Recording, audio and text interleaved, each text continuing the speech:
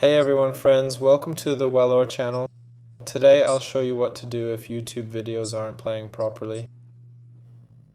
So for this you can go to settings, on YouTube, then go to general and turn off this restricted mode so it looks like mine. If that doesn't work, then head to the App Store or the Play Market, and make sure you've got the latest version of YouTube.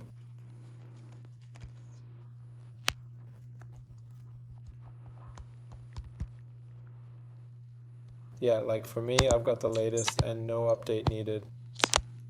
Alright, next up, if this didn't help, try reinstalling the app itself.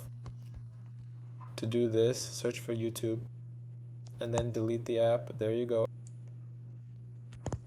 After that, download it again. If that doesn't help, then try going into settings and updating your phone, and then after that, or just restart your phone, give it a try. Usually this does the trick. That's it. This was Wello. See you all later.